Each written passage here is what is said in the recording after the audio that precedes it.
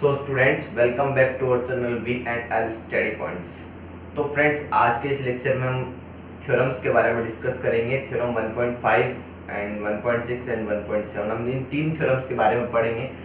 So friends, जो हमने पिछले वाले वीडियो लेक्चर में डिस्कस करा था रेशनल नंबर का जो टर्मिनेटिंग फॉर्म, वही अपने पास यहाँ पे आगे चल के थ्योरम 1.5 और 1.6 मेनली उसी पे है। तो आपको पिछले वाला वीडियो लेक्चर देखना भी आपका बहुत ज़रूरी है, ताकि आपको जो यहाँ जो थ्योरम 1.5 है और 1.6 है वो आपको आसानी से समझ में आ जाए। और अगर फ्रेंड्स, अगर आपने वो वीडियो लेक्चर नहीं देखा है तो मैं अभी लिंक डिस्क्रिप्शन में शेयर कर दूंगा, आप वो वीडियो ज़रूर देखें। तो फ्रेंड्स, हम आगे बढ़ते हैं यहाँ पे। तो यहाँ पे हम अब बात करेंगे थ्योरम 1.5 की। फ्रेंड्स, थ्योरम 1.5 में क्या कहती है, देखिए फ्रेंड्स, मैं थ्योरम लिख देता हूँ एक बार यहाँ पे। थ्योरम 1.5 थ्योरम 1.5 में कह रही फ्रेंड्स कि let x be a rational number. ठीक है, x be a rational number. x अगर हमारे पास कोई एक रेशनल नंबर है and whose decimal expansion terminates, ठीक है, decimal expansion is terminates, then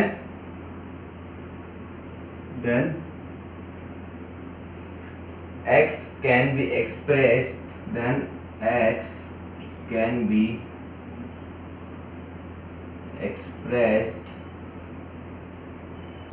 non negative integers.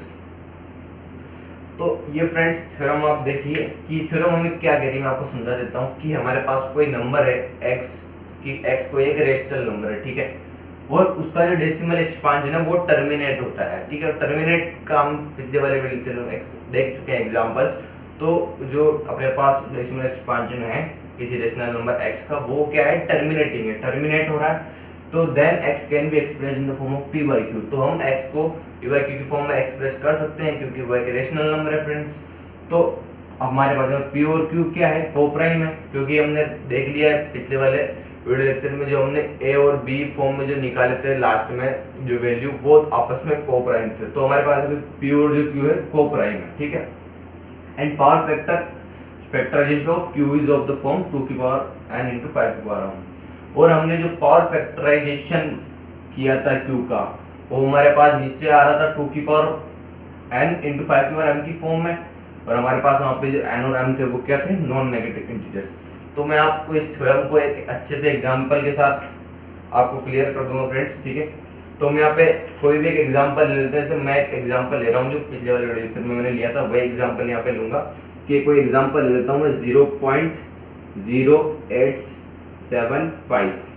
तो इसका अगर मैं फ्रेंड्स डेसिमल एक्सपांशन करूँ, ठीक है, ये एक रेशनल नंबर है, मान लीजिए ये नंबर जो हमारे पास है x है, ठीक है, ये x एक कोई भी नंबर है रेशनल नंबर। इसका जब मैं अगर डेसिमल एक्सपांशन करता हूँ तो ये डेसिमल यहाँ से हटा लूंगा मैं, तो यहाँ पे आ जाएगा 875, और यहाँ पे डेसिमल के बाद जितने डिजिट्स है वहाँ 1 के बाद जितना जीरो लग जाएगा, यहाँ पे 4 डिजिट्स है तो मैं 4 जीरो लगा। तो इसको थोड़ा सिंप्लीफाई किया था फिर हमने, 875 डिवाइड बाय 10 की पावर 4 हो गई। अब यहाँ पे देखिए आपके हमारे पास ये क्या बोल रहा है कि p and q are coprimes. अब मैंने आपको जैसे कि बताया था, जो हमारे पास कोप्राइम नंबर होते हैं वो नंबर, कोप्राइम मतलब दो ऐसे नंबर जिनका 1 के अलावा कोई और अदर फैक्टर ना हो, यानी इन दोनों के अंदर जो कॉमन फैक्टर निकल के आएगा वो हमें क्या करना है, कट करना है। और अगर हमें कॉमन फैक्टर कट करना है तो उसके लिए क्या करना पड़ेगा, इसका फैक्टराइजेशन करना पड़ेगा, पावर फैक्टराइजेशन। तो अब यहाँ पे देखिए आप, मैं अगर 875 का पावर फैक्टराइजेशन करूंगा तो वो निकल जाएगा 875 का मेरे पास यहाँ पे 7 into 5 की पावर 3, 7 into 5 into 5 into 5, तो मैं सीधा 5 into 3 की फॉर्म में लिखिए। और यहाँ पे देखिए आप कि 10 की पावर 4 है, 10 के फैक्टर्स होते हैं 2 and 5, तो 10 को मैं लिखता हूँ 2 into 5, तो 10 की पावर 4 के फैक्टर्स हो जाएंगे फ्रेंड्स 2 की पावर 4 इंटू 5 की पावर 4। अब यहाँ पे मैं क्या करूंगा, 5 की पावर 3 से 5 की पावर 3 कैंसिल कर दूंगा, क्योंकि ऊपर नीचे हमारे पास कॉमन फैक्टर निकल गया 5 की पावर 3। और अगर यहाँ पे मैं 5 की पावर 3 से 5 की तरफ पावर 3 कैंसिल कर दूंगा, और फिर उसके बाद क्या होगा, यहाँ पे कोई कॉमन फैक्टर इन दोनों के बीच 1 के अलावा कोई नहीं बचेगा। तो ऐसे में दोनों नंबर जो हो जाएंगे को प्राइम हो जाएंगे। यानी आप देखिए यहाँ पे 5 की पावर 3 से 5 की 5 कैंसिल कर दिया हमने, तो हो जाएगा 7। नीचे अपने पास बच गया 2 की पावर 4 इंटू 5। अब यहाँ पे जो नंबर निकल के आ रहा है ये p हो गया, ये q हो गया। अब आप इस थ्योरम को देखिए कि let x be any rational number, ये कोई x हमारा रेशनल नंबर हो गया, उसका डेसिमल एक्सपांशन टर्मिनेट होगा, ठीक है। टर्मिनेट यानी कहीं ना कहीं खत्म होगा, ये इसका दे रखा है डेसिमल एक्सपांशन, ठीक है, ये कहीं ना कहीं टर्मिनेट हो रहा, सही है। अब इसको मैं b बाई q की फॉर्म में लिख सकता हूँ, ये मैंने लिख लिया। चूंकि थोड़ा इसको सिंप्लीफाई करेंगे, जो मैं यहाँ पे कह रहा था कि p और q क्या हमारे पास को प्राइम है, ठीक है। तो मैंने क्या करा, इसका फैक्टराइजेशन कर लिया और इसका भी फैक्टराइजेशन कर लिया। वो हो गया हमारे पास 7 इंटू 5 की पावर 3, नीचे हो गया 2 की पावर 4 इंटू 5 की पावर 4। तो फिर हमें क्या करना है, अपने को पी क्यू को प्राइम दे रखे हैं, तो जो ऊपर नीचे जो कॉमन फैक्टर निकल जाएगा उसको मैं कट कर लूंगा। तो कट करने के बाद हमारे पास बच जाएगा 7 डिवाइड बाई 2 की पावर 5। तो ये हमारे पास जो होंगे पी एंड क्यू आर को प्राइम हो देंगे यहाँ तक। फिर क्या बोल रहा है कि power factorization of q is of the form 2 की पावर n into 5 की पावर m। अब यहाँ पे आप देख सकते हैं कि जब हमारे पास q निकल के आ रहा है, ये हमारे पास आ रहा है, ये हमारा क्या है, p है यहाँ पे, और ये हमारे पास क्या है यहाँ पे q है, ठीक है। अब यहाँ पे देखिए, अब जो q निकल के आ रहा है, q कितना आ रहा है फ्रेंड्स, 2 की पावर 4 into 5 की पावर 1, ठीक है। तो यहाँ पे आप देख सकते हैं कि जो पावर फैक्टराइजेशन q का निकल के आ रहा है हमारे पास इस फॉर्म में आ रहा है 2 की पावर n into 5 की पावर n में आ रहा है, 2 की पावर n into 5 की पावर m में ही आ रहा है ना अपने पास। यहाँ पे क्या हो जाएगी फ्रेंड्स, n की वैल्यू हमारे पास हो जाएगी 4, ऐसे ही m की वैल्यू हो जाएगी 1, ठीक है, इजी है, इस फॉर्मेट में आ रहा है। तो हम इस थ्योरम से ये कंक्लूड कर सकते हैं कि हमारे पास कोई भी अगर नंबर दिया गया हो और उसका डेसिमल एक्सपांशन जो होगा वो होगा 2 की पावर n इंटू 5 की पावर m में हो, यानी जैसे कि हमारे पास यहाँ पे निकल गया था 2 की पावर इंटू 5, तो वो जो नंबर आएगा वो नंबर हमेशा क्या होगा, टर्मिनेटिंग होगा, वो कहीं ना कहीं टर्मिनेट होगा। तो इस थ्योरम से मैं यही कंक्लूड करना था, यही समझाना था। और वैसे भी अगर आप पिछले वाला वीडियो हमारा देखा होगा तो आपको ये वाला कॉन्सेप्ट मैं अगर नहीं भी बताता यहाँ पे तो भी आप थ्योरम डायरेक्ट पढ़ते तो भी आपको समझ आ जाता, लेकिन फिर भी मैंने आपको एक बार यहाँ पे समझा दिया है। अब हम आगे बढ़ेंगे फ्रेंड्स थ्योरम 1.6 पे, ठीक है। थ्योरम 1.6 भी सेम इसी थ्योरम को थोड़ा मॉडिफाई करके लिख दिया गया है, वो भी सेम ही है, थोड़ा कोई दिक्कत नहीं। मैं यहाँ पे थ्योरम 1.6 लिख देता हूँ। थ्योरम 1.6 से मैं क्या करी,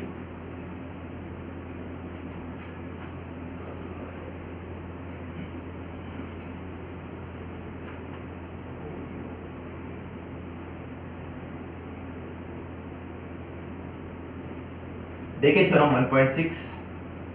अब थ्योरम 1.6 हमें कह रही कि लेट x हमें कोई नंबर दिया गया है, let x equal to p by Q.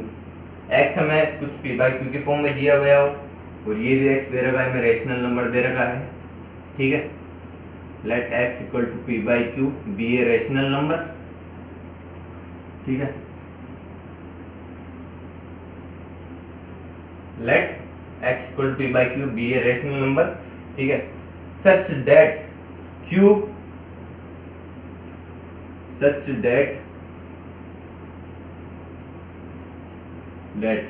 power factorization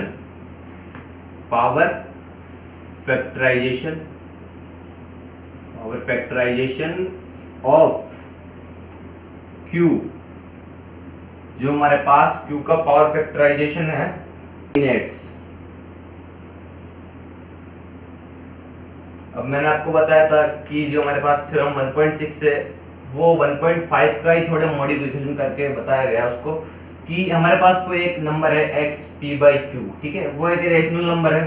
तो रेशनल नंबर उसके अंदर में कुछ कंडीशन दी गई है, हमारे पास जो q है उसका पावर फैक्टराइजेशन वो होगा 2 इंटू 5, 2 की पावर n इंटू 5 की पावर m, यानी q का जो पावर फैक्टराइजेशन वो इस फॉर्म में कुछ हमारे पास होगा। और यहाँ पे n और m है वो हमारे पास नॉन नेगेटिव इंटीजर्स हैं। तो इस केस में हमारे पास क्या होगा, जो x का डेसिमल एक्सपांशन होगा वो हमारे पास टर्मिनेट होगा। ये चीज हमने थ्योरम 1.5 में पढ़ी थी, वहां में डायरेक्ट दे रखा था कि हमारे पास x कोई नंबर है, उसके अंदर उसको फिर अगर वो रेशनल नंबर है तो उसको p बाई q की फॉर्म में रिप्रेजेंट करा था हमने। फिर हमने p और q को कोप्राइम बनाया था जो कॉमन फैक्टर कट करके।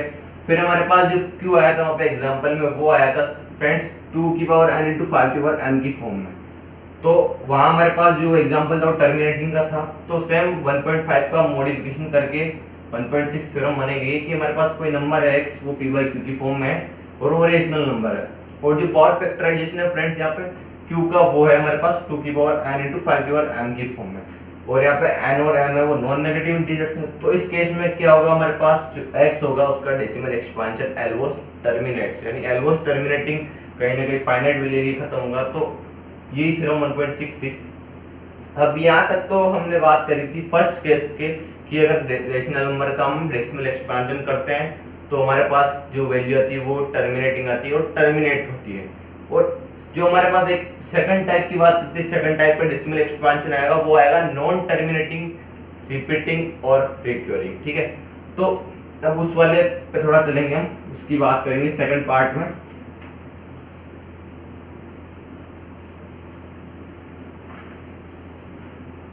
जैसा कि हम बात कर चुके थे कि जो रेशनल नंबर का डेसिमल एक्सपांशन होता है, ठीक है, डेसिमल एक्सपांशन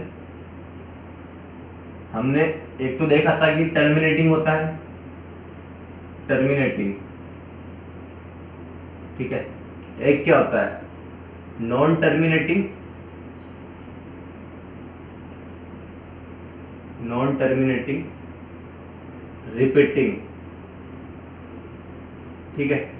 यहाँ पे दो केस के बारे में बात करी थी हमने, या तो टर्मिनेटिंग हो या नॉन टर्मिनेटिंग रिपीटिंग हो। टर्मिनेटिंग की हम बात कर चुके हैं, यहाँ पे टर्मिनेटिंग के एग्जांपल्स भी देखे थे हमने, उनकी थ्योरम्स भी है टर्मिनेटिंग के ऊपर 1.5 और 1.6, वो भी हम यहाँ पे बात कर चुके हैं। अब थोड़ा बात करेंगे नॉन टर्मिनेटिंग रिपीटिंग वाले पार्ट के ऊपर, ठीक है।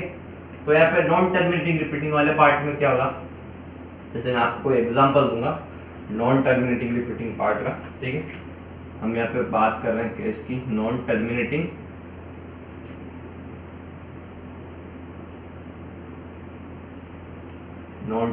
एंड रिपीटिंग, और इसको रिपीटिंग को हम रिकरिंग भी बोलते हैं। तो इसमें आप कंफ्यूज मत होना, कई बार नॉन टर्मिनेटिंग एंड रिकरिंग भी लिखाता है। तो इसका हम एक सिंपल सा एग्जांपल लेंगे जो आपने क्लास 9th में भी देखा होगा, पढ़ा होगा अच्छे से उसके बारे में। मैं क्या पे एग्जांपल लूंगा सीधा सीधा, उससे आपको पूरा कॉन्सेप्ट समझ में आ जाएगा। 1 डिवाइड बाय 7, 1/7 में आप एक एग्जांपल ले रहा हूँ, रेशनल नंबर है, ठीक है। तो इसको हम एक लॉन्ग डिवीजन मेथड से इसको डिवाइड करेंगे और हमारे पास जो सीक्वेंस निकल के आएगी रिमाइंडर्स की और क्वेश्चन की, वो क्या आएगी वो हमें ऑब्जर्व करनी है, ठीक है। तो यहाँ पे आप देखिए कैसे होगा, यहाँ पे ये 1 हो गया हमारे पास, ये 7 हो गया। अब यहाँ पे 1 है, 7 जाएगा नहीं तो हमें पॉइंट लेना पड़ेगा, पॉइंट लेंगे, यहाँ पे 0 हो जाएगा। ये फिर 1 टाइम चला जाएगा, यहाँ पे 7 हमारे पास 3 एज ए रिमाइंडर आ जाएगा यहाँ पे। तो यहाँ पे मैं साइड में लिख दे देता हूँ कि रिमाइंडर हमारे पास क्या क्या आ रहा है, ठीक है। यहाँ पे रिमाइंडर, फर्स्ट रिमाइंडर जो हमारे पास आ रहा है वो आ रहा है हमारे पास 3, ठीक है। अब यहाँ पे फिर से नहीं जाएगा 7 का 3 में, तो यहाँ पे फिर से 0 आएगा, 0 लेंगे हम। अब कितनी बार चला जाएगा, 4 टाइम चला जाएगा, 28, फिर 2 एज ए रिमाइंडर बच जाएगा, एक रिमाइंडर 2 आ गया हमारे पास। फिर यहाँ पे फिर से नहीं जाएगा, फिर हमें 0 लेना पड़ेगा यहाँ पे। फिर यहाँ पे जाएगा 2 टाइम्स, ठीक है, 7 2 जा 14, ऐसे यहाँ पे 6 बच जाएगा। फिर यहाँ पे आगे प्रोसेस नहीं होगा, फिर हमें 0 लेना पड़ेगा, यहाँ पे 6 रिमाइंडर होगा, आ गया हमारे पास 60 हो गया। अब यहाँ पे जाएगा 7 की टेबल में 8 टाइम्स में, वो होता है हमारे पास 56। यहाँ पे फिर हमारे पास जो रिमाइंडर निकल के आएगा वो आएगा 4, तो एक रिमाइंडर 4 निकल के आ गया। फिर यहाँ पे क्या करेंगे हम, फिर से नहीं प्रोसेस होगा आगे, तो अभी 0 लेना पड़ेगा हमें। अब यहाँ पे क्या होगा, 40 हो गया, 7 5 जा 5 टाइम चला जाएगा, 35 35, ये कितना बच गया 5, ठीक है 5 बच गया। फिर यहाँ पे आगे फर्दर प्रोसेस नहीं होगा, यहाँ पे 5 एक और रिमाइंडर मिल गया, फिर ये हम 0 उतारेंगे, ठीक है। ये कितना टाइम चला जाएगा, 7 टाइम, 7 7 जा 49 49। अब यहाँ पे देखिए 1 रिमाइंडर बच गया, ठीक है, ये 1 रिमाइंडर वो निकल गया क्या। अब यहाँ पे आप देख सकते हो कि यहाँ पे हमारे पास वही कंडीशन फिर से आ गई। देखिए एक बार आपको यहाँ पे फर्दर प्रोसेस नहीं होगा, तो आप यहाँ पे क्या करिए, मैं थोड़ा इसको यहाँ पे लिख रहा हूँ, ये नहीं दिख रहा आपको, 40 - 35 हो गया 5, फिर आगे प्रोसेस नहीं होगा तो मैंने यहाँ पे 0 उतार दिया, ठीक है। फिर ये यहाँ पे 5 7 टाइम जा रहा था 49, ये कितना हो गया, 1 रिमाइंडर बच गया था, वो हमने यहाँ लिख लिया है। फिर आगे फर्दर यहाँ पे देखिए प्रोसेस नहीं होगा, तो फिर हमें क्या करेंगे, यहाँ पे 0 उतारेंगे, 0 उतारेंगे तो यहाँ पे फिर से 1 टाइम चला जाएगा, 1 टाइम चला जाएगा, यहाँ पे 1 लिख देता हूँ मैं। 1 टाइम अगर चला गया तो यहाँ पे क्या हो गया 7, फिर 3 एज ए रिमाइंडर बच गया। अब यहाँ पे आप नोटिस करेंगे फ्रेंड्स, तो हमने क्या करा था, हमारे पास 1 था, यहाँ पे 1 से शुरू करा था, हमारे पास आए थे रिमाइंडर 3 आया था, 2 आया था, 6 आया था, ठीक है, 4 आया था, 5 आया था, और फिर वापस से 1 आ गया था, ठीक है। अब यहाँ पे देख सकते हैं कि आप हमने जहां से शुरू करा था, यानी आपके पास 1 था, 1 से शुरू करा था, तो यहाँ पे सीक्वेंस चलती गई, फिर से हमारे पास देखिए फ्रेंड्स यहाँ पे वही कंडीशन आ गई 10/7, और यहाँ पे भी 10/7, ठीक है। अब आप यहाँ पे देख सकते हैं कि हमारे पास अब इसके बाद सेम प्रोसेस रिपीट होगा, कब तक, यहाँ तक, फिर वो वहां तक पहुंचेगा, फिर उसके बाद सेम प्रोसेस यही रिपीट होगा वहां तक, फिर चलता रहेगा। यानी कि इसका जो सॉल्यूशन होगा वो कुछ ब्लॉक्स होंगे उसमें रिपीट होते जाएंगे, यानी ये वाले जो ब्लॉक्स हैं 1 4 2 8 5 7, ये वाले क्या होंगे फ्रेंड्स, रिपीट होते जाएंगे, ये कभी खत्म नहीं होगा रिपीट होना, यानी ये जो डिवीजन प्रोसेस हमारा बहुत लंबा जाएगा, चलता जाएगा। तो इसका जो डिवीजन निकल गया 1/7 का, हम सीधे हम कह सकते हैं। एक बार आप पॉज करके वीडियो को अच्छे से देख लीजिएगा, मैं सिर्फ कर रहा हूँ, ठीक है। अब यहाँ पे आप देखेंगे कि 1/7 का जो हमारे पास डेसिमल एक्सपेंशन निकल के आएगा वो आएगा 0.142857, फिर ये आएगा, फिर उसके बाद फिर से रिपीट होना चालू हो जाएगा 142857, ये ऐसे सेम रिपीट होता जाएगा। यानी इसको हम लिख सकते हैं 1/7 = 0.142857 का बार। इसका मतलब जितने डिजिट पे बार है वो डिजिट बार बार रिपीट होती जाएगी। ये इसका डेसिमल एक्सपांशन हो गया है। तो अब यहाँ पे देख सकते हैं 1/7 का जो डेसिमल एक्सपांशन निकल के आया है वो क्या है, नॉन टर्मिनेटिंग, कहीं भी खत्म नहीं होगा, ये बार बार ये जो चीजें रिपीट होती जाएगी, आगे से आगे चलता जाएगा, कभी खत्म नहीं होगा डिवीजन। तो इस केस में हमारे पास जो होगा नॉन टर्मिनेटिंग निकल के आएगा। और आप रिपीटिंग देख ही रहे हो कि ये जो 6 ब्लॉक्स ऑफ डिजिट्स है ये इनफाइनाइट टाइम्स रिपीट होती जाएगी, कभी डिवीजन खत्म नहीं होगा। तो ये रिपीटिंग भी हो गया और नॉन टर्मिनेटिंग भी हो गया। तो ऐसे जो एग्जांपल होंगे हमारे पास p/q की फॉर्म में, और उनका डेसिमल एक्सपांशन अगर हमारे पास नॉन टर्मिनेटिंग और रिपीटिंग आ रहा है तो उन एग्जांपल को हम नॉन टर्मिनेटिंग और रिपीटिंग हो जाएगा हमारे पास। अब इतना हम देख चुके हैं, अब हम क्या कंक्लूड करेंगे कि 1/7 का हमने जो डेसिमल एक्सपांशन निकल के आया वो हमारे पास क्या है, ये है। अब डिवीजन किया था उसमें जो रिमाइंडर बच के आ रहे थे वो 3 आ रहा था, 2 आ रहा था, 5 आ रहा था, 4 आ रहा था, 6 आ रहा था, 1 आ रहा था। अब यहाँ पे आप देख सकते हैं कि हमारे पास कभी भी यहाँ पे रिमाइंडर जो क्या है 0 नहीं मिलेगा। हमें अपने को यहाँ पे 0 कभी भी रिमाइंडर नहीं मिलेगा। यहाँ पे कुछ ब्लॉक से 6 ब्लॉक्स ऑफ डिजिट वो बार बार क्या होगी, रिपीट होती रहेगी। तो इस केस में क्या है कि हम क्या कंक्लूड कर सकते हैं कि जो हमारे पास 1/7 है, ठीक है, 1/7 है, उसका जो डेसिमल एक्सपांशन होगा यानी कि थोड़ा उसका फर्दर इसके अंदर जो हमारे पास q होगा 1/7 के अंदर वो हमारे पास कभी भी 2 की पावर n × 5 की पावर m के फॉर्म में नहीं हो सकता, ठीक है। यानी 1/7 है। इसके केस में q जो हमारे पास आएगा, यानी यहाँ पे q यहाँ पे 7 है, वो कभी भी 2 की पावर n into 5 की फॉर्म में नहीं होगा। तो अगर हम सीधा सीधा देख लेंगे, हमारे पास कोई नंबर दे रखा हो, हमें यहाँ पे सिर्फ q को कैच करना है कि q हमारे पास किस फॉर्म में है। अगर हमारे पास q फ्रेंड्स वहाँ पे 2 की पावर n into 5 की पावर m में है या फिर 10 की कुछ पावर में है, तो वो जो नंबर होगा सीधी सीधी बात है हमारे पास वहाँ पे टर्मिनेटिंग निकल के आ जाएगा, वो आपको सीधे समझ आ जाएगा। और अगर हमारे पास q जो है वो 2 की पावर n into 5 की पावर m की फॉर्म में नहीं हो या फिर 10 की पावर कुछ फॉर्म में भी नहीं हो, तो वो जो नंबर हमारे पास होगा हमेशा नॉन टर्मिनेटिंग एंड रिपीटिंग या रिकरिंग नंबर होगा।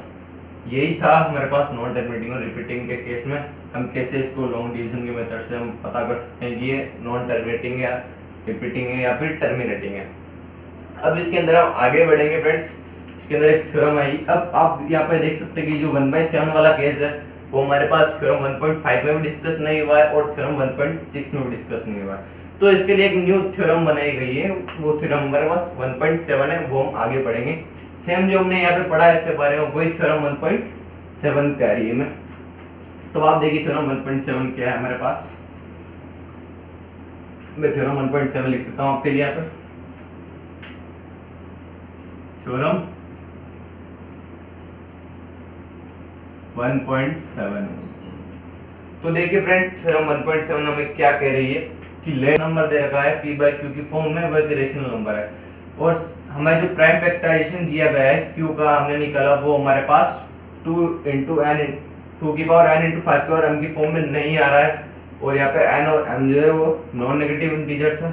तो उस केस में क्या होगा, जो x का जो डेसिमल एक्सपांशन होगा वो हमेशा क्या होगा, नॉन टर्मिनेटिंग एंड रिपीटिंग। जो हम देख चुके हैं पहले एग्जांपल के अंदर की 1/7 का हमने एग्जांपल लिया था, वहां पे हमारे पास जब हमने उसका डेसिमल एक्सपांशन किया था 1/7 का, तो वहां पे जब हमारे पास 7 था, यानी 7 यहाँ पे q था 1/7 के अंदर, तो वो जो 7 था हमारे पास वो 2 की पावर n into 5 की पावर m की फॉर्म में नहीं था यहाँ पे।